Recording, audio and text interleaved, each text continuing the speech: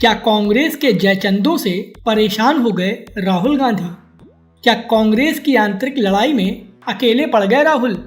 क्या सोनिया के करीबियों ने झटका राहुल का हाथ? और क्या विभीषणों के खिलाफ एक्शन ले पाएंगे राहुल?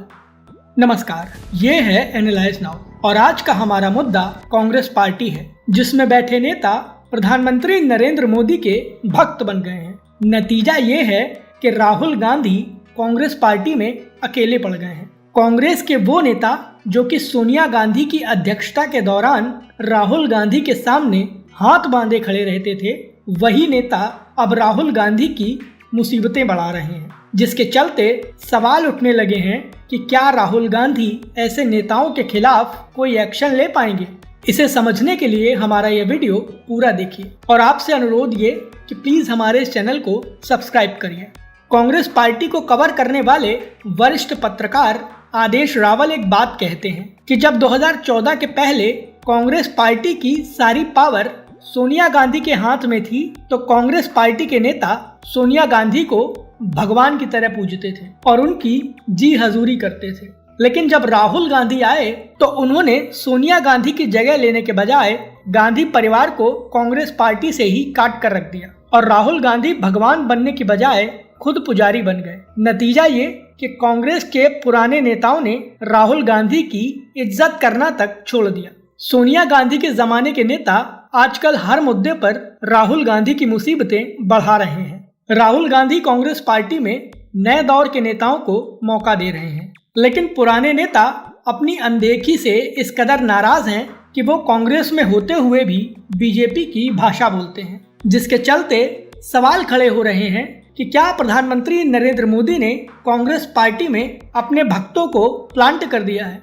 क्योंकि राहुल गांधी जिस बात पर मोदी सरकार को घेरते हैं, कांग्रेस के ही नेता उस बात को नकार देते हैं और राहुल गांधी और कांग्रेस आधिकारिक तौर पर जिन बातों को नकारते हैं, उन बातों को लेकर सीधे तौर पर कांग्रेस के पुराने नेता प्रधानमंत्री नरेंद्र मोदी और बीजेपी की मदद कर देते हैं। लेटेस्ट एग्जाम्पल की बात करें तो राहुल गांधी और उनके सिपहसालार नहीं चाहते थे कि शशि थरूर ऑपरेशन सिंदूर के डेलीगेशन में जाएं। इसके बावजूद शशि थरूर विदेश दौरे पर डेलीगेशन के साथ चले गए। शशि थरूर पूरी दुनिया में हनक के साथ भारत सरकार का पक्ष रख रहे हैं, लेकिन कमजोरी भारत में राहुल गांधी को महसूस हो रही है। शशि थरूर ने कुछ ऐसा कह दिया कि राहुल गांधी और कांग्रेस की हालत खराब हो गई। दरअसल 5 देशों के ऑल पार्टी डेलीगेशन को लीड कर रहे कांग्रेस नेता शशि थरूर ने सर्जिकल स्ट्राइक पर बड़ा बयान दिया।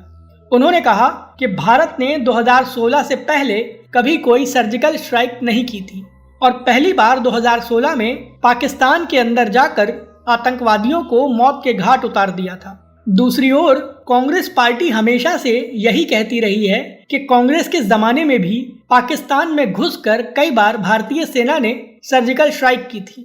पार्टी लाइन से हटकर बयान देने के चलते पवन खेड़ा से लेकर जयराम रमेश तक राहुल गांधी की चमचागिरी करने वाला हर नेता खुलकर यही कह रहा है कि शशि थरूर ने गलत किया, जिसके चलते एक बड़ा सवाल ये है कि क्या कांग्रेस पार्टी शशि थरूर को बाहर का रास्ता दिखा देगी। और शशि थरूर तो केवल एक हैं। कांग्रेस पार्टी की मुश्किलें उस मुस्लिम नेता ने भी बढ़ाई हैं जो कि कल तक सोनिया गांधी के लाडले माने जाते थे। जी हाँ, हम बात कर रहे हैं देश के पूर्व विदेश मंत्री सलमान खुर्शीद की।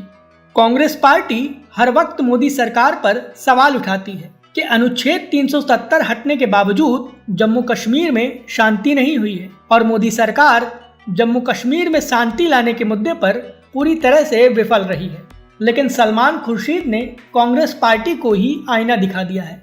विदेश दौरे पर गए सलमान खुर्शीद ने कहा कि जम्मू कश्मीर से अनुच्छेद 370 के हटने के बाद हालात बहुत ज्यादा सुधर गए हैं और इसकी गवाही सरकारी आंकड़े देते हैं। सलमान खुर्शीद के इस बयान के बाद बीजेपी कांग्रेस पार्टी पर हमलावर है और बीजेपी का कहना है कि खुर्शीद साहब ने देशभक्ति दिखाते हुए राहुल गांधी के एजेंडे की पोल खोल दी है। शिवसेना से लेकर अजित पवार की एनसीपी तक सभी ने अनुच्छेद 370 के मुद्दे पर राहुल गांधी को घेर लिया है।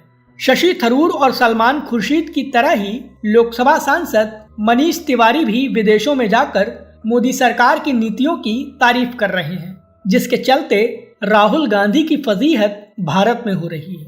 और सवाल खड़े हो रहे हैं कि क्या राहुल गांधी बस मोदी सरकार को बदनाम करने के लिए झूठा प्रचार करते हैं या फिर देश की जनता को मूर्ख समझते हैं। विदेशों में दिए गए कांग्रेसी नेताओं के बयान से राहुल गांधी काफी टेंशन में हैं, क्योंकि राहुल गांधी जिन मुद्दों पर मोदी सरकार को घेरते हैं उन मुद्दों पर किसी अन्य बुजुर्ग नेता की तरफ से कुछ कहा ही नहीं जाता।